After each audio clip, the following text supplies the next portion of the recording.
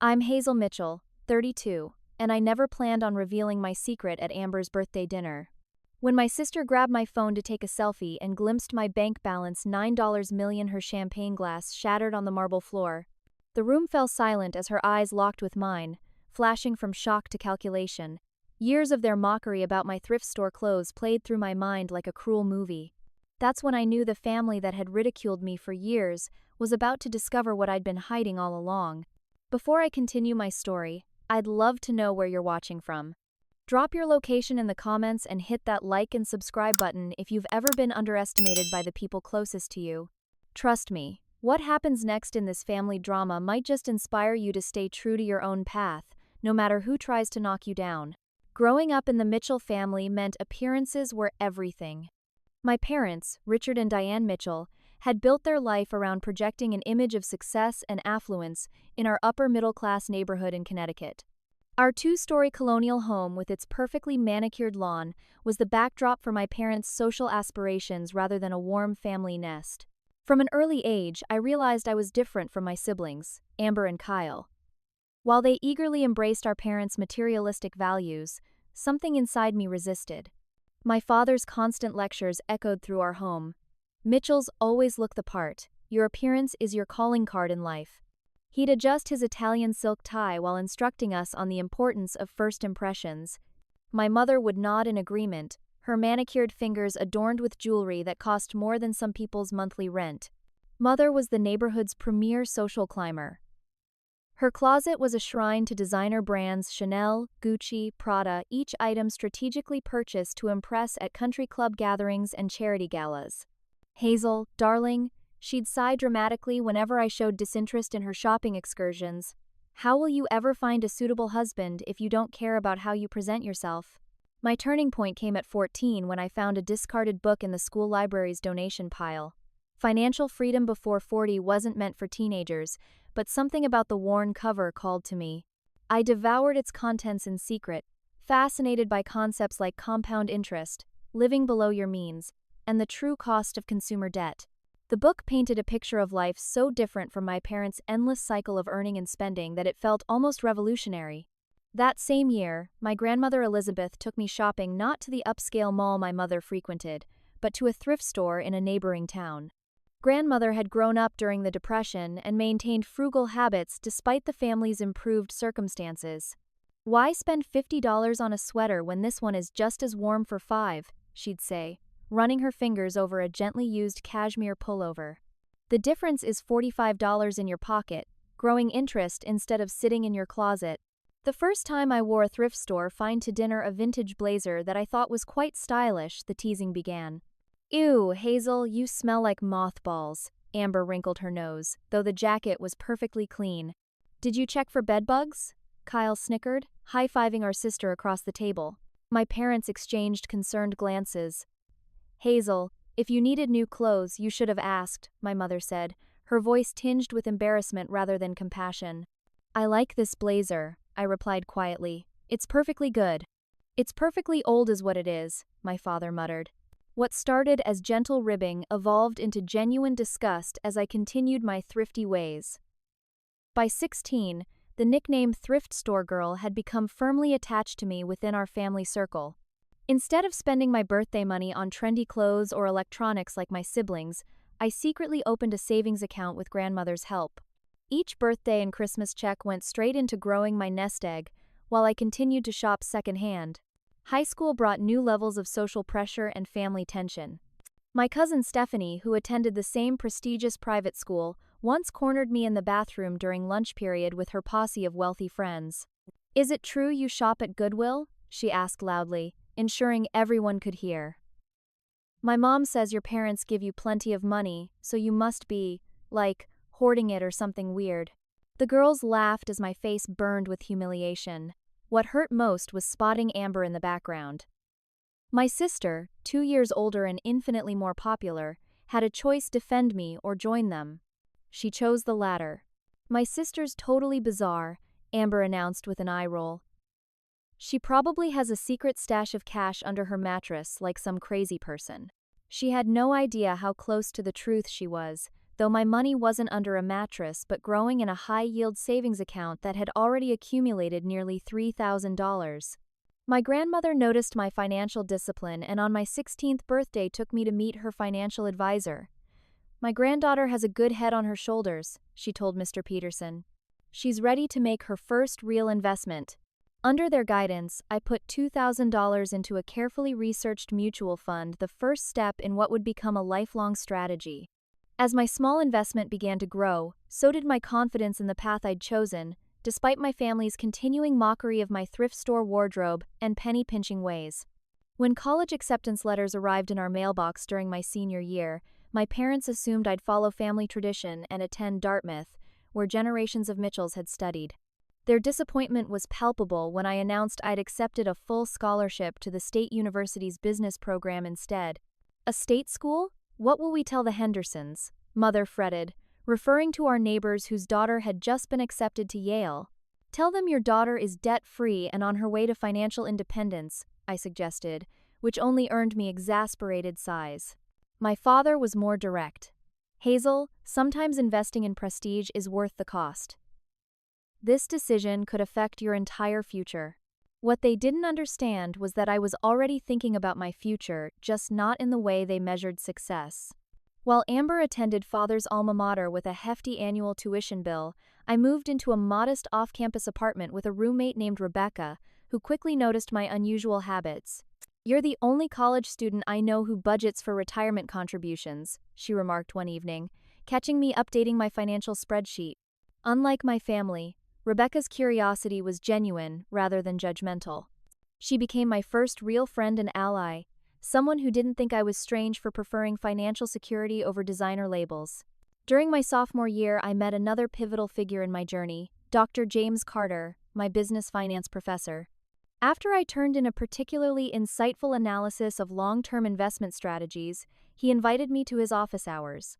"Most students your age think short-term," he observed, leaning back in his chair.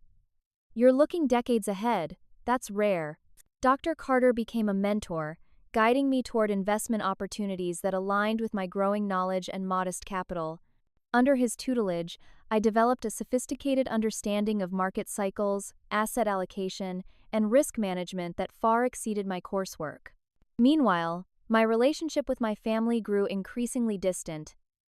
Holiday gatherings became exercises in tolerance, with the Thrift Store Girl jokes continuing despite my academic success. Amber would arrive home from Dartmouth with stories of exclusive parties and connections, implicitly contrasting her social climb with my quieter path. "Hazel's studying to be Warren Buffett," Kyle would joke during Thanksgiving dinner. "Too bad she dresses like she's already 80. What my family didn't know, what I carefully concealed, was that my first major investment success came during my junior year.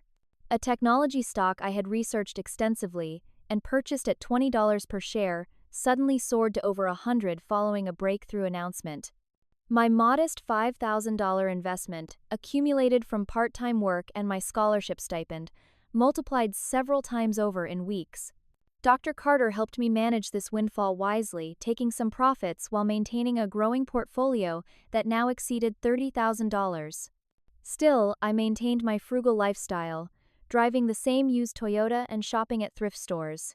That spring, unexpected family drama tested my resolve.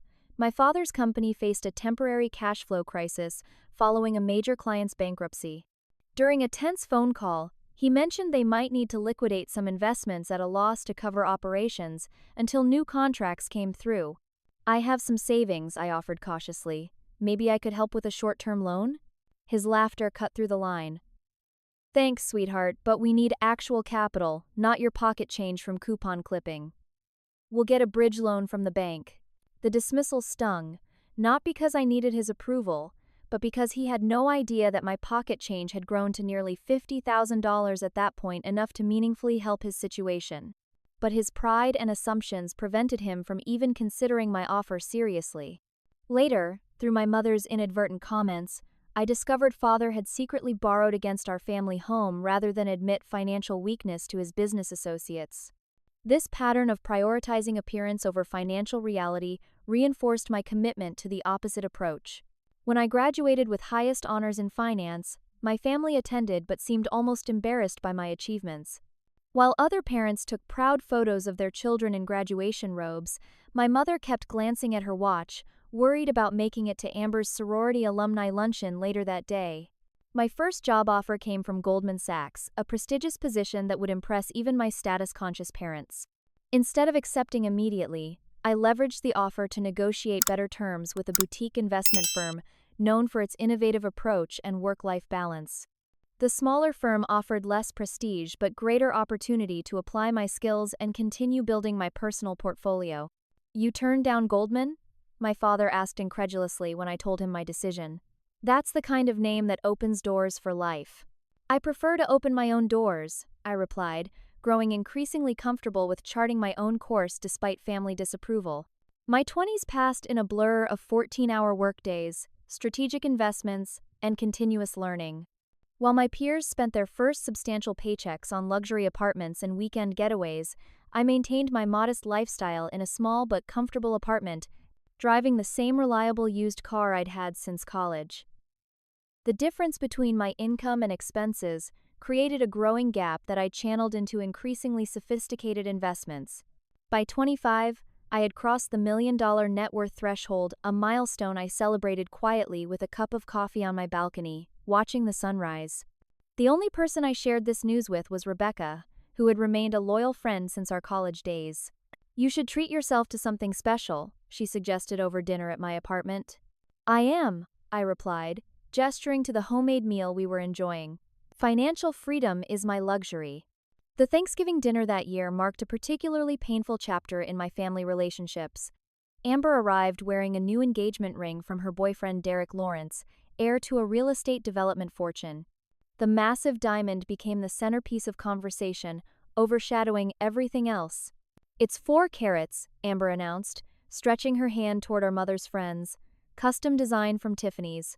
Later, when I complimented a casserole dish, the conversation somehow turned to my clothing. "Speaking of dishes," Kyle smirked, "Hazel's sweater looks like something from the donation bin at church." "It's cashmere," I noted calmly about my thrift store find. "Thrift Store Girl strikes again," Amber laughed. "God, Hazel, you make enough money now to shop somewhere decent. It's like you're trying to embarrass us." My mother jumped in with what she considered helpful advice. "I know several eligible bachelors who might be interested in someone with your potential. Jonathan Friedman just divorced his second wife, and he's very established." "Mother, I'm not looking for someone to support me financially," I said. "Clearly," she replied with a pointed look at my outfit. "But a good match could help elevate your situation." What they couldn't see was that my situation had already elevated beyond anything they could imagine. My portfolio had diversified into real estate, technology startups, and international markets. I was making investment decisions daily that would have impressed even my father had he known about them. The family dynamics shifted further when Amber married into the Lawrence family, gaining access to their social connections and lifestyle. Her condescension toward me increased proportionally to her new status. "You should come visit our summer house in the Hamptons," she'd say, "though you might need to buy some proper clothes first. The neighbors would think you're the help." Around this time, Kyle's gambling problem began emerging, though he kept it carefully hidden from our parents. During a rare moment alone at a family gathering, I noticed his agitation and pressed him about it. "Are you in some kind of trouble?" I asked quietly. His eyes darted around before he admitted, "I'm down about 30 grand, but I'm good for it. I've got a system." "That sounds serious," I said. "I could help you clear the debt if you're willing to talk to someone about gambling addiction." His face hardened instantly. "I don't need your charity or your lecture. Mind your own business, Thrift Store Girl." The rejection hurt, but I respected his autonomy, even as I worried about where his path might lead. That year brought a major financial windfall when a tech startup I'd invested in early was acquired by a major corporation. My modest $50,000 investment returned nearly 20 times its value. Combined with my other investments and continued saving, my net worth now approached $3 million all before my 28th birthday. Yet, I continued shopping at thrift stores, driving my old car and living modestly. The disconnect between my financial reality and my family's perception grew increasingly absurd, but I found a certain peace in living authentically rather than for appearances. A family crisis emerged when my grandmother Elizabeth fell ill with complications from pneumonia. The hospital recommended a specialist not covered by her insurance, with treatment costs approaching 6 figures. "We'll figure something out," my father said grimly during a family meeting, clearly calculating which assets he might need to liquidate. That night, I arranged an anonymous donation to cover grandmother's care through the hospital's Patient Assistance Foundation. The administrator assured me my identity would remain confidential. When the family learned that a generous hospital benefactor had stepped in to cover grandmother's treatment, speculation ran wild. Probably one of those tech billionaires trying to look philanthropic, my father surmised, unaware that the actual benefactor sat across the dinner table in a second-hand blazer. As grandmother recovered, she looked at me with knowing eyes during my hospital visits, though she never directly acknowledged what I'd done. Her silent approval meant more than any recognition from the rest of my family could have. The facade of family unity cracked further when Amber, despite her wealthy marriage, approached me about a loan.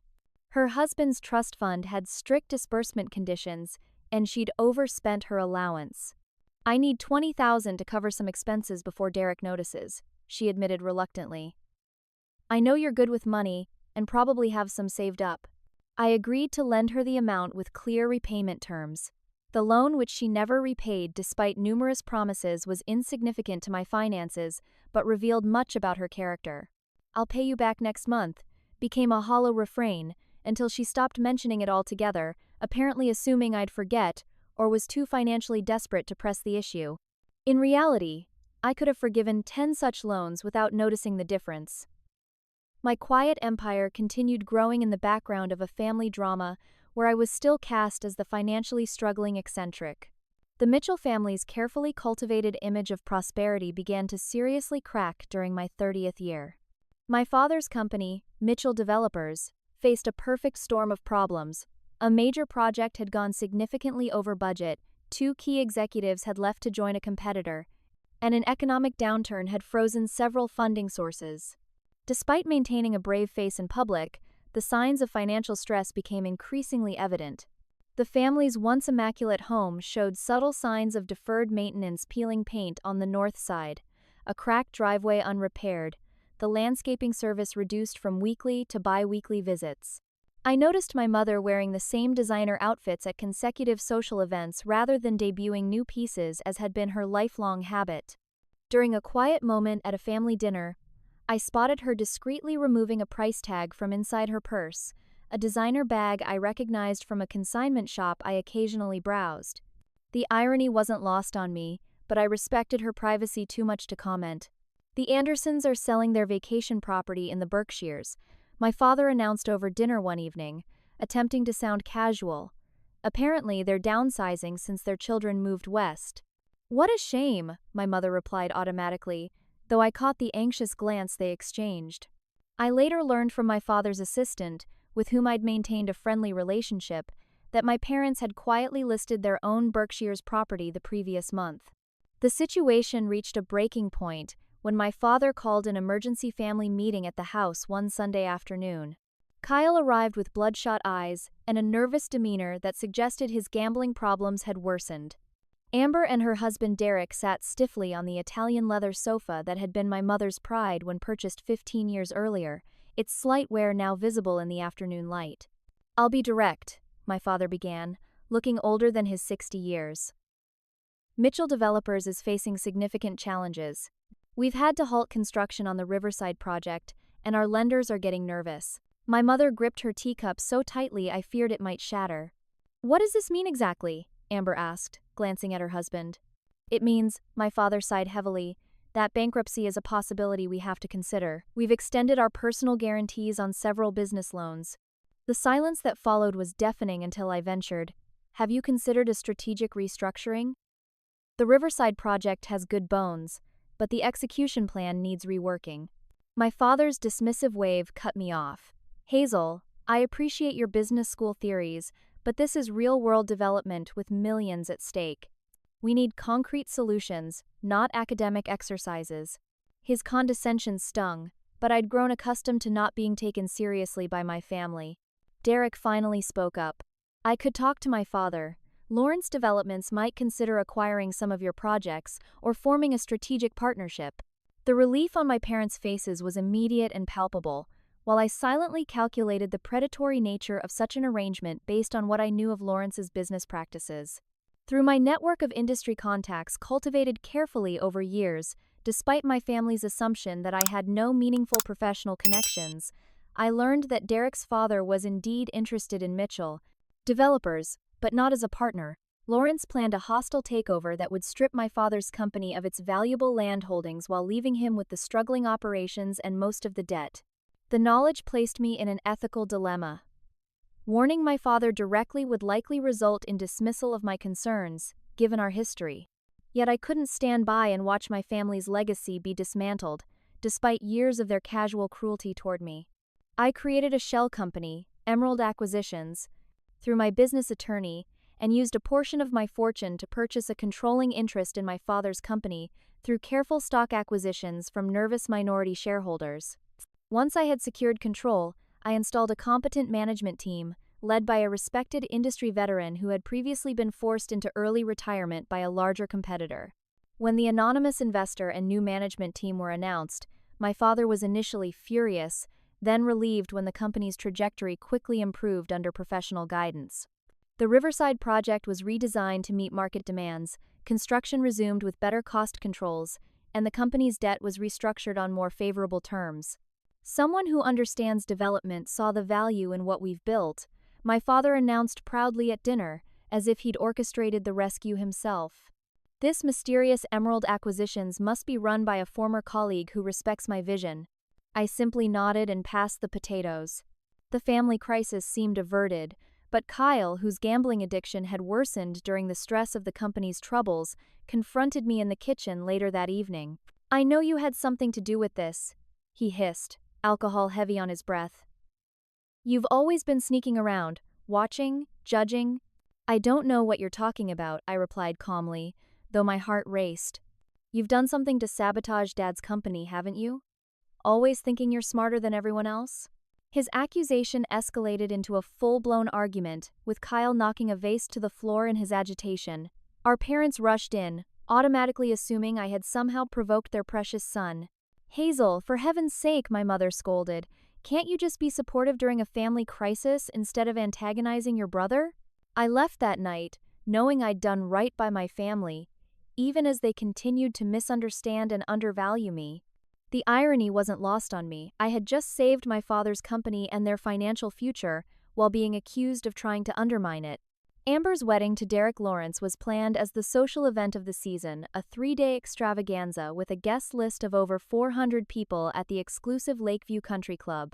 The fact that this celebration was being organized amid my family's hidden financial struggles made the excess all the more concerning to me.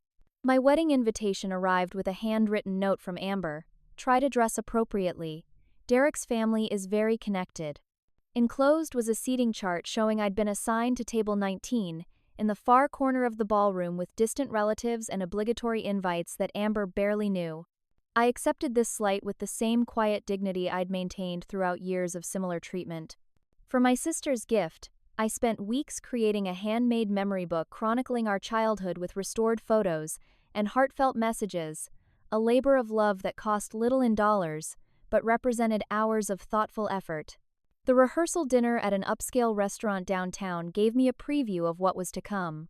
Amber's bridesmaids, all from her elite social circle, whispered and giggled when I entered in my simple but elegant navy dress from a consignment shop. "That's the sister," I overheard one say, "the weird one who shops at Goodwill even though their family is loaded." If only they knew that I could have purchased the restaurant several times over with my investment portfolio, now approaching $8 million after several particularly successful ventures in sustainable technology companies. The wedding day arrived with perfect weather and military precision organization. Florists, caterers, and event staff swarmed the country club grounds, transforming it into Amber's fantasy venue, with thousands of white roses and crystal decorations catching the summer sunlight. During the reception, I approached the gift table with my carefully crafted present. Amber was holding court near the tower of designer-boxed gifts, all from her registry at high-end department stores. "Oh, Hazel," she said when I handed her the package wrapped in simple silver paper. You didn't have to bring anything. I know money is tight for you. She opened it there, surrounded by her friends, her expression shifting from condescending to confused as she leafed through the memory book. You made this? She asked, her tone suggesting I'd handed her a crayon drawing rather than a thoughtful keepsake. I restored all our old photos and wrote about each memory, I explained. Even included that beach trip when… How sweet, she interrupted, quickly closing the book and passing it to her mother. Very creative. Most people just purchased from our registry, but this is… unique. One of her bridesmaids snickered. Guess that's one way to save money. Hazel's very practical, Amber explained loudly to her circle. She's our thrift store girl. Always has been a bit pathetic about money. The casual cruelty hit harder than it should have after so many years. I maintained my composure, congratulated the couple, and moved toward the bar for a moment of solitude. My mother intercepted me halfway there. Hazel, dear, she whispered urgently. Perhaps it's best if you don't mingle too much with Derek's family. They're very particular about their social circle, and your eccentricities might give the wrong impression. My eccentricities? I repeated. You know what I mean. Your unusual ideas about money, your second-hand clothes. The Lawrences are old money, very concerned with appearances. The irony of her statement struck me deeply. So, am I not supposed to attend the reception I was invited to? Of course you should stay, she backpedaled. Just perhaps keep to your assigned table and leave before the final dances. For your sister's sake. As my mother hurried back to her duties as mother of the bride, I overheard a conversation between two caterers that caught my attention. This is the second payment issue we've had with the Mitchells, one muttered. If the final check doesn't clear, Mr. Romano says we pack up before dessert. Later that evening, through careful questioning of a cousin who worked at my father's bank, I discovered the devastating truth. My father had taken out a third mortgage on the family home to pay for Amber's extravagant wedding. With the business still stabilizing under new management, this additional debt placed their financial future in serious jeopardy. The next morning, I received a panicked call from my mother. The venue's canceled for tonight's farewell brunch. They claim our payment didn't process, but your father sent the check last week. We have 80 people coming in 3 hours. I could hear the fear in her voice, not concern about money, but terror at the social embarrassment of having a canceled event. Let me make some calls, I offered, already dialing Rebecca, whose brother managed a beautiful restaurant downtown. Within an hour, I had secured an even more exclusive venue through a business connection, arranged for an emergency catering service, and dispatched transportation to redirect guests, all anonymously channeled through my mother to maintain the illusion that she and my father had handled the crisis. At the hastily relocated but surprisingly elegant brunch, I overheard Amber boasting to her in-laws, "The Lawrence name carries such weight in this city. One call from Derek's father and suddenly the Four Seasons is available on zero notice. We're so fortunate to be joining such an influential family." The painful moment was compounded when I later overheard Amber and my mother in a quiet corner of the restaurant. "I think we should reconsider including Hazel in the family holiday rotation," Amber was saying. Derek's family is very particular about their social circle, and Hazel is, well, you know. She is family, my mother sighed, but perhaps we could limit her involvement to more private gatherings. If she'd just make an effort to fit in, Amber continued. It's like she deliberately tries to embarrass us with her thrift shop obsession and penny-pinching lectures. I slipped away before they noticed me, my heart heavy despite the substantial wealth that allowed me to rescue their social standing without recognition. That evening, alone in my apartment, I made a major investment decision that would later double my fortune, a technology startup focusing on medical device innovations that would eventually be acquired by a healthcare giant. The irony wasn't lost on me that on the same day my family considered excluding me from their gatherings, I had increased my net worth by millions while simultaneously saving them from social humiliation. 6 months after Amber's wedding, my grandmother Elizabeth passed away peacefully in her sleep at the age of 92. Despite our family's complicated dynamics, her funeral brought us together in shared grief. Elizabeth had been the family's moral compass and, for me, the only person who had truly understood and supported my financial philosophy. The reading of her will took place in the wood-paneled office of her longtime attorney, Mr. Winters. My parents, Amber, Kyle, and I sat in uncomfortable silence as Mr. Winters adjusted his reading glasses and began reviewing the document. The bulk of my grandmother's estate, a modest but comfortable sum from her late husband's insurance and her careful savings, was divided among several charities she had supported throughout her life. Each grandchild received specific personal items of sentimental value. Amber got her pearl necklace, Kyle her husband's gold pocket watch. To my granddaughter Hazel, Mr. Winters read, "I leave the sum of $50,000 and my collection of financial books, with the hope that she continues to follow the path of financial wisdom she has already begun." My parents exchanged surprised glances, clearly not having expected grandmother to leave me anything substantial. "50,000? That's a nice little windfall for you, Hazel," my father commented, his tone suggesting this was a life-changing amount for me. "You could finally update your wardrobe." "I'm surprised Grandma had that kind of money," Amber added. "Though I guess it's pocket change compared to what Derek's grandmother left him." What they didn't know what grandmother had known was that $50,000 represented less than 1% of my net worth at that point. Still, the inheritance was meaningful not for its monetary value but for the validation it represented. After the others had left, Mr. Winters handed me a sealed envelope. "Your grandmother asked me to give this to you privately." Alone that evening, I opened the letter with trembling hands. "My dearest Hazel, if you're reading this, I've moved on to whatever adventures await beyond this life. I want you to know how deeply proud I am of the path you've chosen. While the rest of the family measures wealth and appearances, you understand its true purpose: freedom. I've watched you build your fortune quietly and with integrity while the others mistook your restraint for lack. Your strength in withstanding their misunderstanding speaks to your character. The financial books I've left you are worth little in dollars but contain wisdom. I hope you'll continue to apply and perhaps one day share with others who are ready to listen. My modest bequest is meant not to add significantly to your wealth, which I suspect has grown impressively, but to acknowledge publicly what I've long recognized privately. You are the true financial mind of the Mitchell family. Remember that money is a tool, not a goal.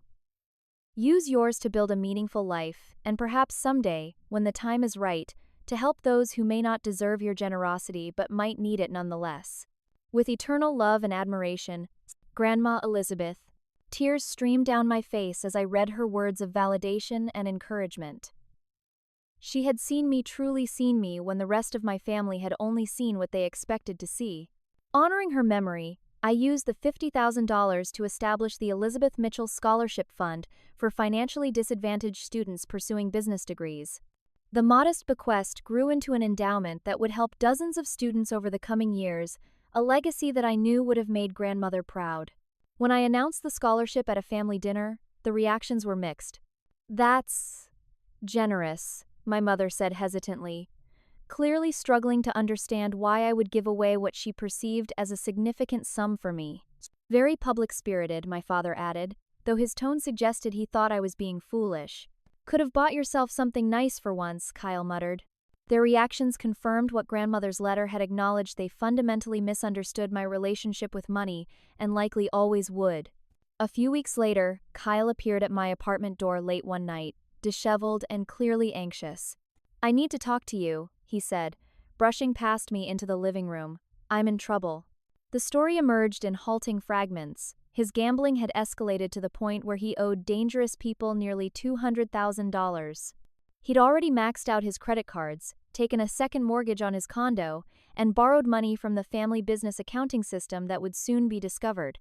"They've threatened to hurt me if I don't pay by the end of the month," he admitted, his hands shaking. "Dad can't find out, it would kill him after everything with the company." Looking at my brother, despite years of his mockery and cruelty, I saw someone in genuine need. "I can help you," I said finally, but with conditions. I offered to cover his debts entirely if he agreed to attend a gambling addiction treatment program and financial counseling. Kyle agreed readily, promising to follow through with both conditions once the immediate crisis was resolved. I transferred the full amount to pay off his dangerous creditors, plus enough to cover the borrowed company funds. The sum, while substantial to most people, represented less than 3% of my wealth at that point, a calculated risk I was willing to take for my brother's safety and potential recovery. However, Kyle's gratitude proved short-lived. He paid his debts but never attended a single therapy session or financial counseling meeting. Worse, when my parents later questioned some of his erratic behavior, he constructed an elaborate lie. I asked Hazel for help with some temporary financial issues. He told them over dinner one evening when I wasn't present, and she refused. Said I needed to learn responsibility. That's why I had to scramble to fix things myself. The story spread through the family, reinforcing their image of me as cold and ungenerous, despite my supposed frugality. By the time I learned of his betrayal, the narrative had become firmly established. I was now not only Thrift Store Girl, but also the heartless sister who wouldn't help her brother in need. Rather than correct the record and expose Kyle's ongoing gambling problem and lies, I chose to remain silent. His addiction was his story to tell when he was ready, and publicly shaming him would only drive him further from the help he desperately needed. Throughout this period, my own financial success continued its quiet, steady climb. A venture capital investment in a promising renewable energy startup returned spectacular results when the company's innovative solar technology was patented. Combined with my diverse portfolio of more conservative investments, my net worth had climbed past $5 million, all while living in the same modest apartment and driving a 5-year-old car. The disconnect between my family's perception and my financial reality had grown almost comical. At family gatherings, they continued offering me financial advice and expressing concern about my future security, completely unaware that I could have purchased their homes several times over without denting my portfolio. When the renewable energy company I'd invested in went public in a highly publicized IPO, my stake increased almost overnight to $9 million. I celebrated this milestone with a quiet dinner at home, sharing the news only with Rebecca and my financial advisor. To the rest of the world, especially my image-conscious family, I remained the modest-living, thrift store shopping Hazel Mitchell, the family's financial black sheep. The summer of my 32nd year brought a crisis that would shake our family to its core. My mother, always the picture of carefully maintained health and vitality, collapsed during a charity luncheon. The diagnosis came like a thunderbolt, a rare autoimmune condition requiring specialized treatment that their insurance deemed experimental and refused to cover. The full treatment protocol costs nearly $800,000, my father explained grimly during an emergency family meeting at the hospital. The stress had aged him visibly. New lines etched his face as he clutched my mother's medical files. We're appealing the insurance decision, but they're not likely to reverse course. Amber sat clutching her husband's hand, mascara streaked from earlier tears. Can't we just pay it? The house must have some equity left. My father's grim expression told the story before his words did. We've leveraged the house to its limit already, between the business issues last year and... He trailed off, leaving Amber's extravagant wedding unmentioned but implied. What about your parents? My mother asked Derek weakly from her hospital bed. Derek shifted uncomfortably. Their assets are mostly tied up in trusts. Liquid funds are limited. The unspoken reality hung in the air. The Lawrence family wealth was more about appearances than accessible capital, a common situation among the old money families who had once dominated our social circle. Kyle stared at his shoes, saying nothing. I knew he had no resources to offer, having barely begun to recover from his gambling debts. What about selling the vacation property? I suggested, knowing they'd already quietly listed it months ago. Already trying, my father admitted. No serious offers in this market. The conversation circled painfully as they explored and dismissed increasingly desperate options: loans against retirement accounts, medical tourism to countries with cheaper treatment options, experimental drug trials that might provide partial treatment at reduced cost. After everyone had left, I approached my father alone in the hospital corridor. His shoulders slumped with a defeat I'd never seen in him before. Dad, I said gently, I might be able to help. He looked up, momentary hope flickering across his exhausted face. I've been careful with my money, I continued, deliberately understating the situation. I could contribute to Mom's treatment. His expression shifted from hope to something more complex: pride, battling with desperation. How much are we talking about, Hazel? This isn't like helping with a car payment. The numbers are enormous.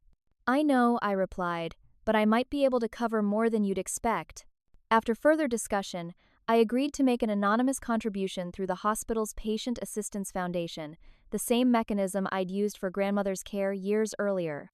My father would never know the exact amount, allowing him to maintain his dignity while ensuring my mother received the care she needed.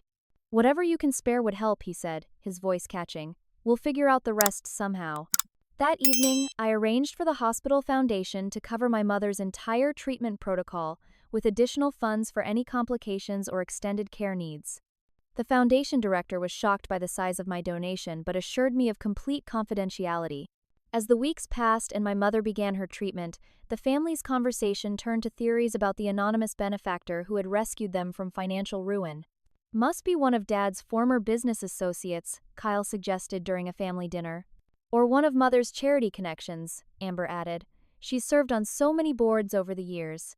My father remained thoughtfully silent, occasionally glancing at me with an unreadable expression. Despite the financial relief, the family still faced the prospect of selling their home to cover existing debts once my mother recovered. During her lengthy hospitalization, I visited regularly, often during odd hours when I knew others would be absent. These quiet visits allowed genuine connection without the family dynamics that typically complicated our interactions. One evening, arriving with fresh flowers for her room, I found my mother awake and alone, looking more vulnerable than I'd ever seen her. "Hazel," she said softly, "you've been coming when the others aren't here." I nodded, arranging the flowers in a vase. "It's more peaceful. They say someone anonymous is paying for all this." She gestured weakly at the hospital room and the machinery monitoring her condition. "Do you know anything about that?" Our eyes met, and for a moment, I considered telling her everything about my financial success, about the shell company that had saved Dad's business, about the wedding venue rescue. But the moment passed, and I simply squeezed her hand. "Maybe someone sees more than they let on," I replied. As her treatment progressed successfully, the family began planning for the difficult transitions ahead. During a gathering at my parents' home, the home they'd likely soon have to sell, my father made an announcement that caught everyone by surprise. "We've been working with the bank," he explained, "and it seems we might be able to keep the house after all. They've offered unexpected flexibility on our mortgage terms." What my father didn't know was that I had purchased the mortgage through another shell company and instructed the servicing bank to offer generous modification terms.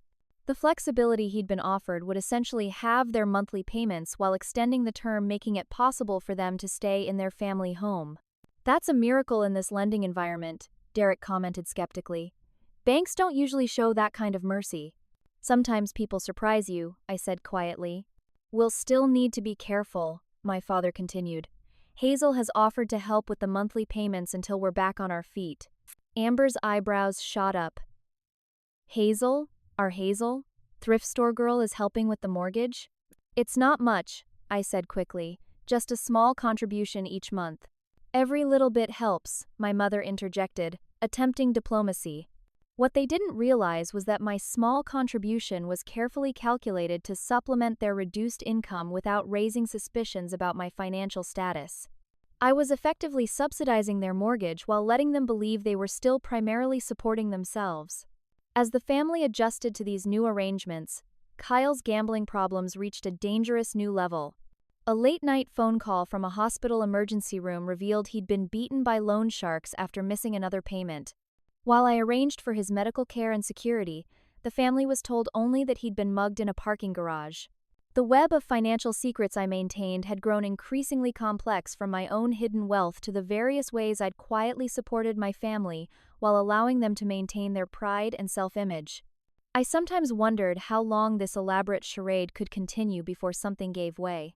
That question would soon be answered at Amber's 35th birthday celebration. Amber chose Le Ciel, the most exclusive restaurant in the city, for her 35th birthday dinner. The private dining room overlooked the city skyline through floor-to-ceiling windows, a setting designed to impress the carefully curated guest list of 20 people, including family and her closest friends from the country club circle. I arrived wearing a simple but elegant black dress that I'd found at my favorite high-end consignment shop. While not carrying a designer label, its classic cut and perfect fit made it appropriate for the occasion. I'd paired it with my grandmother's modest pearl earrings, my one concession to family sentiment over strict financial pragmatism. "Hazel, you actually look presentable tonight," Amber remarked when I joined the pre-dinner cocktail reception. "Almost like you shopped at a real store for once." "Happy birthday, Amber," I replied, handing her a small, tastefully wrapped package containing a vintage brooch I'd found that matched her favorite necklace. As the evening progressed through multiple gourmet courses paired with expensive wines, I noticed Amber growing increasingly animated, the combination of attention and alcohol loosening her usual carefully managed demeanor. Between the main course and dessert, I excused myself to make an urgent investment transaction. One of my technology holdings was being acquired in an overseas deal finalizing that evening, and I needed to approve some last-minute terms before Asian markets opened. In the quiet hallway outside the dining room, I completed the transaction on my phone, a seven-figure deal that would further increase my portfolio's value. Just as I finished, Amber appeared beside me. "There you are," she said, her words slightly slurred. "I need to borrow your phone for a selfie. Mine's dead, and I absolutely must document this outfit before the night ends." Before I could object, she'd plucked my phone from my hands. I watched in slow-motion horror as her eyes fell on the investment confirmation screen still displayed, showing both the transaction amount and my account balance, $9,042,631. The color drained from her face as her champagne glass slipped from her fingers, shattering on the marble floor with a crash that seemed to echo through the entire restaurant. "What the hell is this?" she whispered, her eyes darting between my face and the phone screen. $9 million? This can't be right. I gently took the phone from her trembling hands. "We should rejoin the party." "Oh no," she said, her voice rising. "You don't get to drop this bomb and walk away. All these years you've been what? Secretly rich while letting us think you were some pathetic penny pincher?" Several guests poked their heads out from the dining room, drawn by the commotion. My father appeared, concern etched on his face. "Is everything all right out here?" he asked. "Ask your daughter," Amber spat, pointing accusingly at me. "Ask Thrift Store Girl about her $9 million bank account."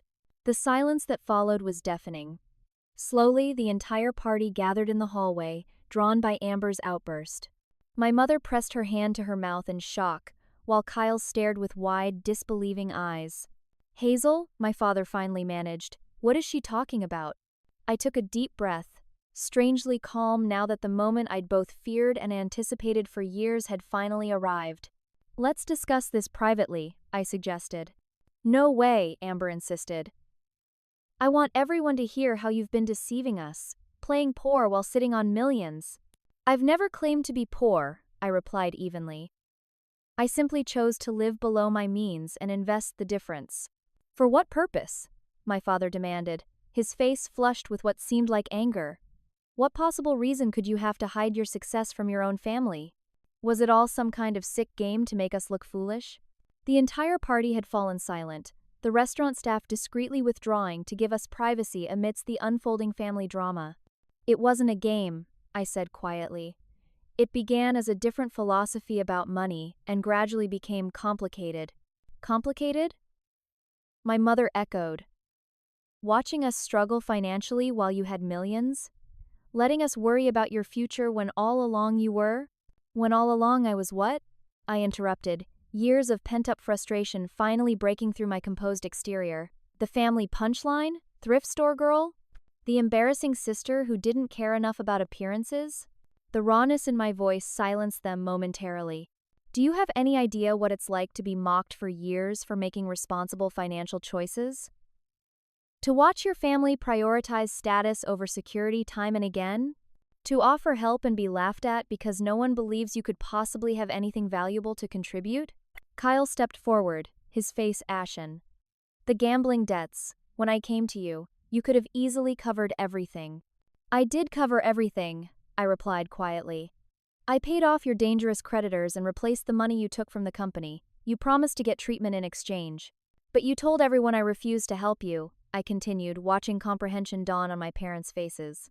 "You've been helping us all along, haven't you?" my father asked slowly. "The anonymous hospital donor for your mother and for Elizabeth. That was you." I nodded silently. "The mysterious investor who saved the company," he continued, realization spreading across his features. "Emerald Acquisitions," I confirmed, named for grandmother's eyes. "The mortgage modification? The wedding venue crisis?" My mother's voice trembled. "All me," I admitted. "I wanted to help without undermining your dignity." "Our dignity?" Amber laughed bitterly. While you let us think you were some pathetic cheapskate? That's rich, Hazel. Literally. Derek, who had remained silent throughout the confrontation, finally spoke. $9 million, he said thoughtfully. That's significant wealth management.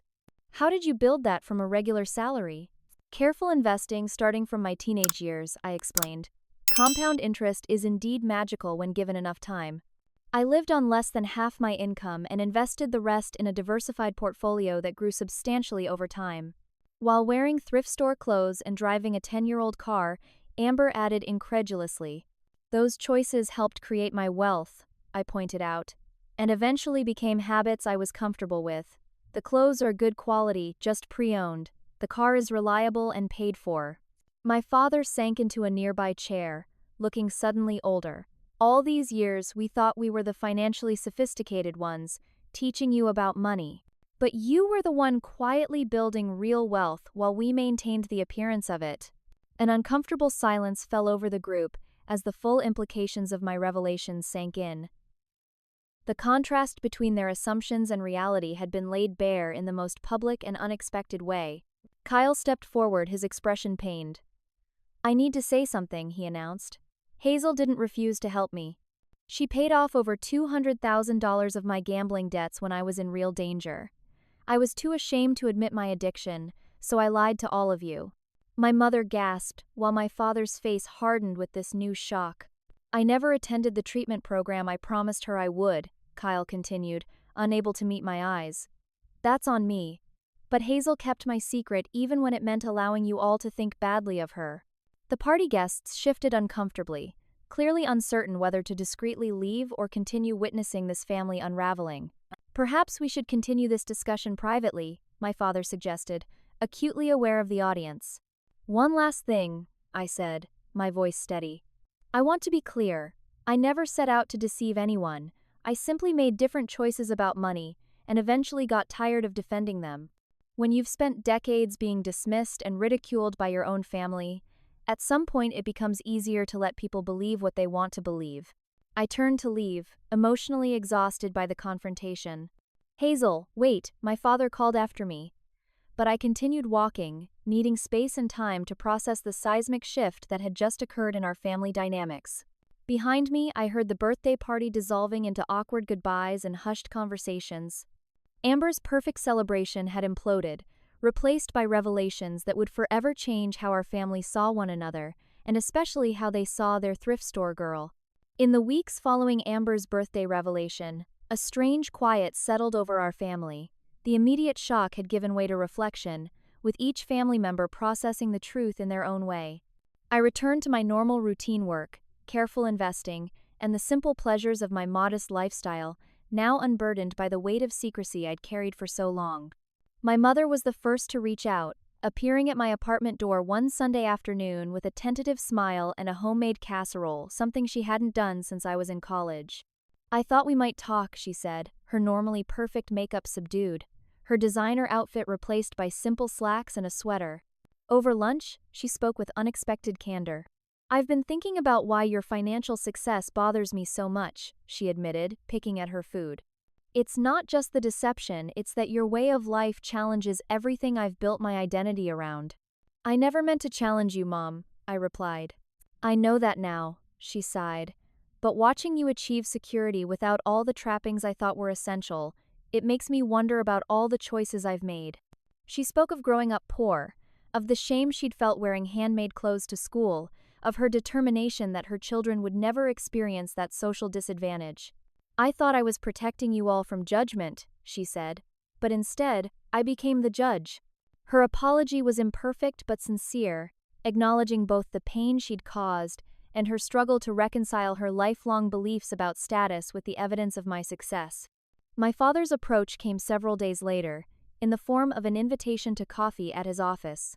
Always more comfortable in professional settings, he sat behind his desk initially, but eventually moved to sit beside me as our conversation deepened. I've spent my life teaching my children about financial success, he began, only to discover my youngest understood it better than I ever did. His struggle was evident pride in my accomplishments battling with the blow to his self-image as the family's financial authority. You've achieved what I always claimed was my goal, he continued. True financial independence. But I got distracted by the trappings of wealth instead of wealth itself.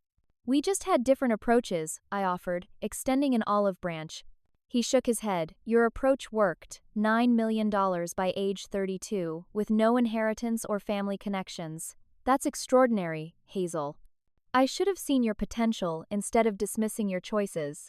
Though he never quite managed a direct apology, his acknowledgement of my success and subsequent requests for investment advice represented significant growth for a man who had spent decades positioning himself as the financial oracle of our family. Kyle's journey proved more challenging but ultimately more transformative. With my encouragement, he finally entered a comprehensive treatment program for his gambling addiction. During family therapy sessions, he addressed not only his addiction, but the competitive dynamic that had colored our relationship. I always felt I had to be the successful one because I was the son, he admitted during one particularly emotional session. Watching Hazel quietly outpace me financially made me feel like a failure, so I doubled down on risky behavior trying to catch up. His recovery wasn't linear, with several setbacks along the way, but his commitment to healing both his addiction and our relationship remained steadfast. Amber maintained her distance longest, her pride more severely wounded than the others. Her carefully constructed identity as the socially successful sister had been built partly on the contrast with my perceived financial struggles. Without that foil, she seemed temporarily lost. 6 months after her birthday, financial reality forced her to reach out. Her husband's family fortune had proven less substantial than advertised, with significant portions tied up in trusts with strict conditions. Their lavish lifestyle had led to mounting credit card debt and financial stress. I need help, she admitted grudgingly during an uncomfortable lunch meeting. Not alone this time, I need advice. Instead of simply writing a check, which would have been easier but less meaningful, I offered financial counseling. We began meeting weekly, reviewing their spending, developing a realistic budget, and creating a debt repayment plan. It's humiliating, she confessed during one session. Coming to my little sister for financial rescue. It's not about rescue, I corrected gently. It's about learning tools for independence, the same independence you all mocked me for pursuing. The comment stung, but she nodded, acknowledging the truth in it. I was jealous, she admitted finally. Not of your clothes or car, obviously, but of your certainty. You always seemed to know who you were, while I was constantly seeking validation through the right brands, the right friends, the right husband. These individual reconnections gradually led to healing of our family system as a whole. My parents voluntarily downsized to a smaller home, not from financial necessity but from a newfound appreciation for simplicity. The process of decluttering decades of status symbols proved cathartic for my mother especially. It's liberating, she told me as we sorted through her extensive wardrobe, setting aside designer pieces for consignment. All these things I thought I needed, they were actually weighing me down. To formalize the family's new financial direction, I established a family investment trust with specific educational requirements. Before any family member could access funds or investment guidance, they needed to complete a financial literacy program I had developed based on my own journey. Money without knowledge is temporary, I explained during the trust unveiling. I want to ensure we all have both. The most unexpected development emerged during the holiday season, when my mother suggested a new family tradition, volunteering together at the thrift store where my financial journey had begun nearly 2 decades earlier. Watching my fashion-conscious mother carefully sort and price donated clothing items, offering dignified service to customers from all economic backgrounds, I witnessed a transformation I never thought possible. On a crisp winter afternoon a year after the revelation, I found myself mentoring Emma, a 14-year-old volunteer at the thrift store who reminded me powerfully of my younger self. She had begun setting aside her allowance and babysitting money, intuitively understanding the power of delayed gratification in a way her friends couldn't comprehend. My family thinks I'm weird for shopping here and saving so much, she confided as we organized a display of gently used books. Some people won't understand your choices, I told her, remembering my own journey. But financial independence gives you the freedom to live authentically regardless of others' opinions. As I watched her carefully count her savings before making a thoughtful purchase, a used financial book, much like the one that had started my own journey, I felt the completion of a circle. The hard-won wisdom from my experience would now benefit another generation.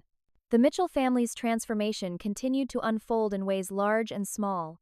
We hadn't become perfect. Old habits and dynamics sometimes resurfaced during stressful moments, but we had developed a new foundation of authenticity and mutual respect that made reconciliation possible after conflicts. What my family ultimately learned went far beyond money management.